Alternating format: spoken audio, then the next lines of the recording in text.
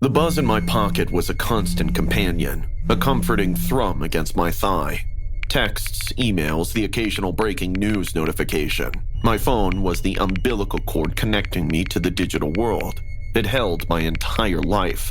Contacts, photos, work files, even that embarrassing karaoke video from college I swore I'd delete, but spoiler alert, I hadn't.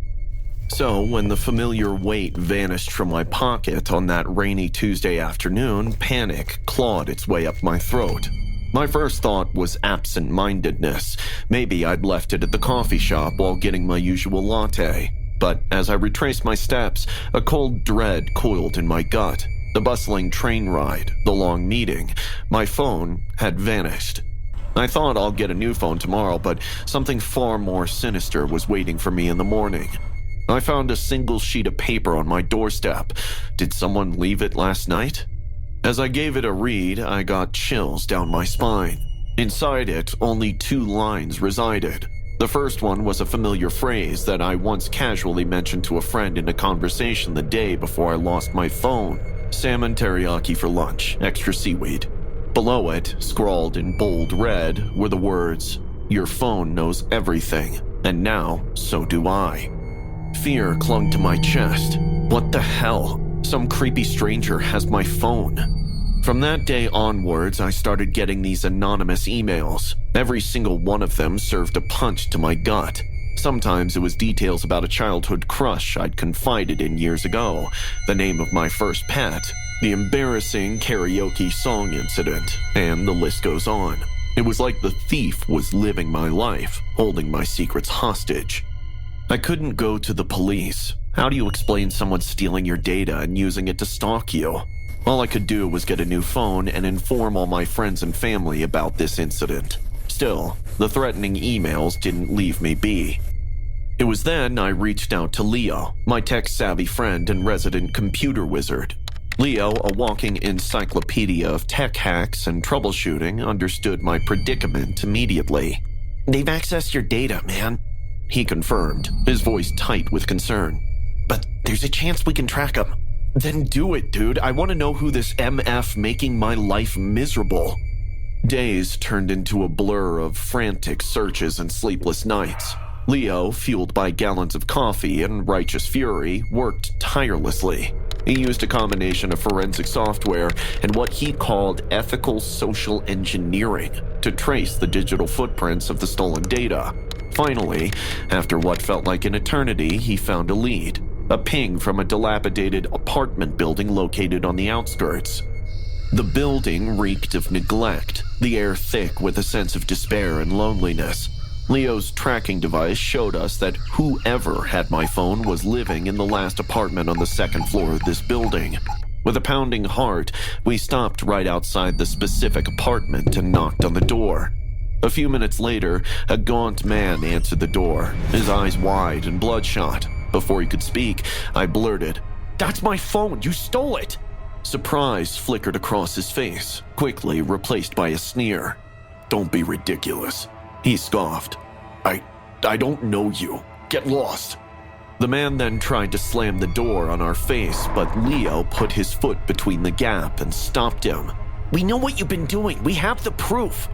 A flicker of fear turned the man pale. He lunged for the door, but Leo was faster. He shoved his shoulder against it, the momentum sending them both stumbling into the dimly lit apartment. A struggle ensued, a tangle of limbs and adrenaline. I lunged for a heavy book lying on a nearby table and smacked the man on the head, almost giving him a concussion. He finally gave up.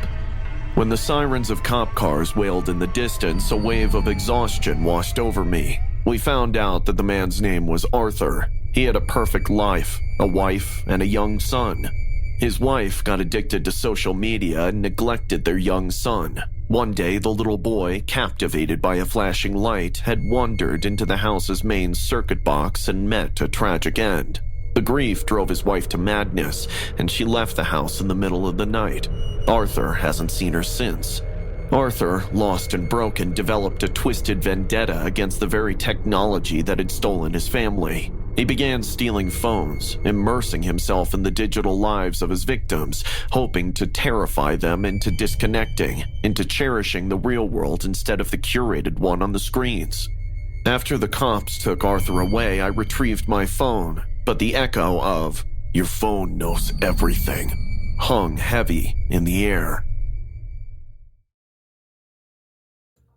I checked into the small motel in Kansas, exhausted from my work trip. The neon sign outside flickered, casting an eerie glow over the parking lot. Room 23 was nothing special. A bed, a nightstand, a worn-out chair, and a Bible in the drawer. I tossed my bag on the bed and headed to the bathroom to splash some water on my face. That's when I saw it, a mobile phone lying on the sink. It looked like it had been there for a while, a bit dusty but otherwise in good condition. I couldn't resist my curiosity and plugged it into my charger while I took a dump. When I picked it up again, the screen lit up, and to my surprise, it was unlocked. This is weird. Who leaves their phone behind like this? I started flipping through the photos straight away. A beautiful girl with long dark hair appeared in every picture, always wearing a golden cross necklace. She was smiling in most of them, but something seemed off. The backgrounds were often blurred, and there was a strange shadowy figure in the corners of some images. It was getting weird, but it jumped to unsettling in the last picture, in which she held her tongue out and was almost licking a dead cat, which she held in her hands. There was a strange symbol drawn with blood on the wall behind her, probably a satanic ritual. That is when suddenly, a woman's scream pierced the silence, making me jump. The phone screen glitched as well. My heart pounded as I looked around, but there was no one else there. What the hell was that? I shook off the unease and turned to the phone, but it wouldn't start. And automatically, the bathtub tap turned on. But as I approached to close it, I felt like I saw a shadow move in the corner. I didn't think much of it, splashed some water on my face and returned to the room. About an hour later, I was tucked into bed, had my laptop on and was working on a presentation, when I looked up and what I saw made my heart skip a few beats. There, in the middle of the small motel room, I saw a shadow standing and watching me. I froze, couldn't even scream, but the shadow just turned and started walking towards the bathroom. I don't know why, but I followed, heart in my throat, and after it disappeared behind the door, I pushed it open. But nothing. The bathroom was empty. Okay, what did they mix in the water? I decided to take a break and pulled out the Bible from the drawer. Maybe a passage would help calm my nerves. I opened it at random and found a highlighted passage, which was strange. "The Lord is my light and my salvation. Whom shall I fear? The Lord is the stronghold of my life. Of whom shall I be afraid?" As soon as I read, the room began to tremble. A woman's scream echoed in the room. I dropped the Bible and ran to the bathroom, knowing the source of the screams was there. This time, the sight made my blood run cold. The same girl from the phone was levitating above the bathtub, her face twisted. The golden cross was around her neck, glowing ominously. Blood poured from her mouth as she screamed, filling the tub below.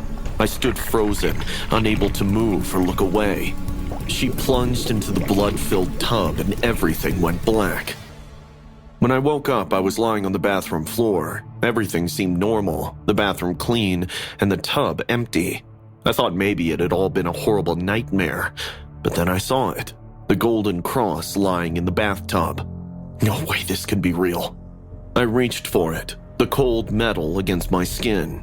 A sense of dread washed over me. I had to know more about what happened to this girl, so I hurried to the motel office. The motel manager was an older man. I showed him the cross and asked about the girl. "That belonged to Maria.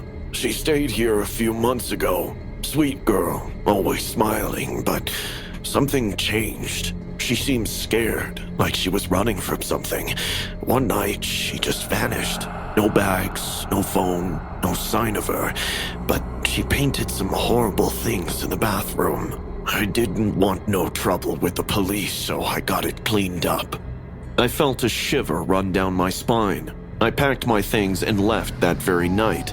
But along the way, I stopped my car, dug a hole by the roadside, and buried the phone there. I thought it was a satanic ritual which went wrong, but I wished her peace and left. I still remember the sting which I felt when our teacher announced that Jill had passed away.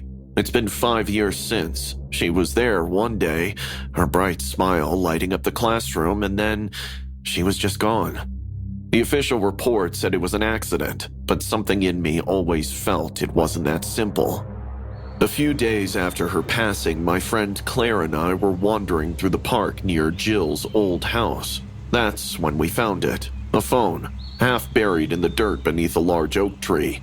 The screen was cracked, but it was powered on, and it shook us. The wallpaper. Isn't that Jill's dog? I think this is Jill's phone. We sat on a bench and went through it. We found videos that were dated the night Jill died. My hands trembled as I pressed play. The first video was shaky, showing Jill in her room. She looked scared, whispering frantically. If anyone finds this, please help me. My dad, he's angry again. The next video showed something more disturbing. Jill's father, Mr. Hart, stormed into her room, shouting incoherently. He grabbed her arm and she struggled, pleading with him to stop. The look in his eyes was terrifying, pure rage. We have to show this to someone. The final video ended abruptly, Jill screaming as the phone hit the ground. My heart raced, a mix of fear and anger bubbling up inside me. Foolishly, we decided to confront Mr. Hart, hoping to get answers. We reached her house. The place seemed more like a haunted mansion than a home. I knocked on the door and Mr. Hart answered, his eyes cold and calculating. Ah, Bill and... it's Claire, isn't it? Donna's daughter? Yes, Mr. Hart. We, wanted to pay our condolences. He just nodded his head. We also found something. I think it's Jill's phone. His face twisted in anger. He lunged at me, snatching the phone from my hand. We know what you did. I have backups of the things that were in her phone. He grew pale. You have a day to come out with the truth. Tomorrow, we go to the police. You kids have no idea what you're meddling with. Get out before you regret it. Claire and I ran, fear pushing us forward. We knew we needed to be cautious, so we shared our live location with each other, just in case. That night, I couldn't sleep.